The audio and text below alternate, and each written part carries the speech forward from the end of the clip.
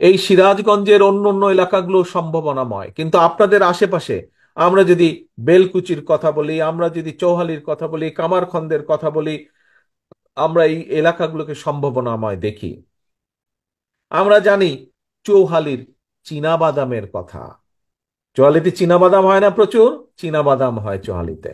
এখন প্রিয় ভাই বোনেরা, এই চীনাবাদাম এই চীনাবাদাম তো পৃথিবীর, এই যে আমি বাধ্য হয়ে এই যে বহু বছর, 15 বছর, গত এক যুগেরও বেশি সময় ধরে এইখানে পড়ে আছে, এই দেশে পড়ে আছে। এই দেশের যখন বাজাই সদাই করতে যাই, সংসারের জন্য বাজার সদাই করতে যাই, তখন দেখি বড় বড় যে দোকানগুলোতে সেখানে বাদাম দেখা যায়, এই যে চীনা বাদাম দেখা যায়। কিন্তু এই চীনা বাদাম দেখি বিভিন্ন দেশ থেকে আসে। কয়দিন আমি খুঁজেছি যে বাংলাদেশ থেকে চীনা বাদাম আসে নাকি, প্যাকেটের মধ্যে লেখা আছে কিনা, কিন্তু পাইনি। প্রিয় ভাই বোনেরা, আমরা কি চিন্তা করতে পারি না এই যে চোহালির যে চীনা বাদাম, কেন এই চীনা বাদাম শুধু চোহালি বা শুধু সিরাজগঞ্জ বা শুধু উত্তরাঞ্চলের মধ্যে সীমাবদ্ধ থাকবে? কেন এই চীনা বাদাম যারা চাষ করেন সেই কৃষকদের পাশে কেন সরকার এসে দাঁড়াবে না? কেন চৌহালির চীনা বাদাম আজকে যদি বাংলাদেশের কাপড় বিদেশে রফতানি হতে পারে, তাহলে কেন চৌহালির চীনা বাদাম বিদেশে রফতানি হবে না? আমাদেরকে এই বিষয়টি চিন্তা করতে হবে, এই সম্ভাবনার বিষয়টি চিন্তা করতে হবে। আমরা অবশ্যই পারি, আমরা যদি সকলে মিলে ঐক্যবদ্ধভাবে চেষ্টা করি, আমরা যদি পরিকল্পনা গ্রহণ করতে পারি, তাহলে চৌহালির চীনা বাদাম আমরা বিদেশে রফতানি করতে সক্ষম হব, এবং সেটিকেই আমাদের লক্ষ্য সামনে নিতে হবে। আমরা যেদিন সক্ষম হব চৌহালির চীনা বাদাম বিদেশে রফতানি করার জন্য, আমরা সেদিন কৃষকদেরকে যেরকম সহযোগিতা করতে পারবো, চীনা বাদাম রফতানি করার জন্য ছোট ছোট মিল কারখানা হবে, সেখানে বহু তরুণ যুবক সেখানে কাজ করতে সক্ষম হবেন, বহু মা বোনদের, বহু বোনদের সেখানে কর্মসংস্থানের ব্যবস্থা হবে।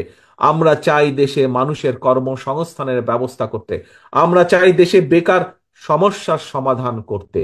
শুধু বিদেশেই আমাদের ছেলে মেয়েদেরকে আমরা পাঠাবো না, আমরা দেশেও দেশের যে সম্ভাবনার বিষয়গুলো আছে সেই সম্ভাবনার বিষয়গুলোকে আমরা অ্যাড্রেস করব, সেই সম্ভাবনার বিষয়গুলোকে আমরা সামনে নিয়ে এসে মানুষের কর্মসংস্থানের ব্যবস্থা করব।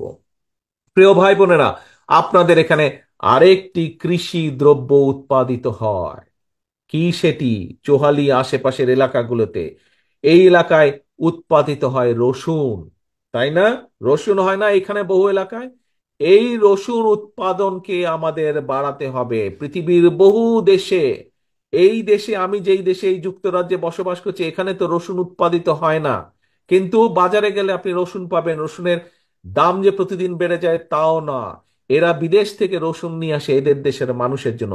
তাহলে বাংলাদেশের রসুন কেন যেতে পারবে না? বাংলাদেশের চাহিদা পূরণ করে বাড়তি চাষ আমাদেরকে করতে হবে, যাতে আমরা বাংলাদেশের রসুন বিদেশে আমরা পাঠাতে সক্ষম হই।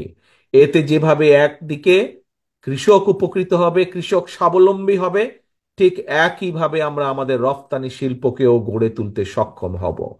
প্রিয় ভাই বোনেরা, আগে যখন এই আমার এলাকায় যেতাম, বগুড়ায় যেতাম, কখনো আগে ফেরি পার হয়ে যেতাম, যমুনা ব্রিজ হবার পরে যমুনা ব্রিজ দিয়ে পার হয়ে যেতাম, সিরাজগঞ্জ পাবনার পাশ দিয়ে যখন যেতাম, মাইলের পর মাইল একটি ফসল দেখতাম, হলুদ হয়ে থাকতো সারা মাঠ। কি সেটি? সরিষা। সরিষা হয় না আপনাদের এলাকায়? আশেপাশে প্রচুর সরিষা হয়। এখন প্রিয় ভাই বোনেরা, এই সরিষা পৃথিবীর বহু দেশে সরিষা হয়, পৃথিবীর বহু দেশের সরিষা অন্য অন্য দেশে রফতানি হয়। আজকে আমাদেরকে লক্ষ্য নিতে হবে, এই সরিষার উৎপাদন বাড়াতে হবে আমাদেরকে। এই সরিষার উৎপাদন বাড়ানোর মাধ্যমে শুধু দেশের চাহিদা না, আমাদেরকে বিদেশের চাহিদা বিদেশেও আমাদেরকে পাঠাতে হবে। প্রিয় ভাই বোনেরা, আপনারা যে কথাগুলো এতক্ষণ আমার কাছ থেকে শুনলেন, এই কথাগুলো আমি কেন বললাম আপনাদের সামনে? এই কথাগুলো আমি বললাম এই কারণেই যে হ্যাঁ, আমরা আন্দোলন করেছি, আমরা সংগ্রাম করেছি, আমরা স্বৈরাচারকে বিদায় করেছি, আমরা মানুষের ভোটের অধিকার ইনশাল্লাহ পুনঃপ্রতিষ্ঠিত করব। কয়েকদিন আগে আমি বলেছিলাম, মানুষের ভোটের অধিকার যতদিন পুনঃপ্রতিষ্ঠিত না হবে, বিএনপির আন্দোলন ততদিন পর্যন্ত অব্যাহত থাকবে। কিন্তু একই সাথে একই সাথে আমি এই কথাটাও আপনাদের সামনে বলেছি যে শুধু আন্দোলন সংগ্রাম না, আন্দোলন সংগ্রামের মাধ্যমে যেমন আমরা স্বৈরাচারকে বিদায় করে মানুষের ভোটের অধিকার প্রতিষ্ঠিত করতে চাই, একইভাবে বাংলাদেশের মানুষের অর্থনৈতিক মুক্তির সংগ্রামে আমাদেরকে সফল হতে হবে। বাংলাদেশের মানুষের বেকার সমস্যার সমাধান করতে হবে, ফসলের উৎপাদন দ্বিগুণ করতে হবে, বাংলাদেশে ছোট ছোট বলেন মাঝারি বলেন শিল্প স্থাপন করতে হবে, যাতে এই দেশের অর্থনৈতিক বুনিয়াদ আমরা শক্তিশালী করে গড়ে তুলতে পারি, যাতে এই দেশে মানুষের বেকারের সমস্যার সমাধান আমরা করতে পারি।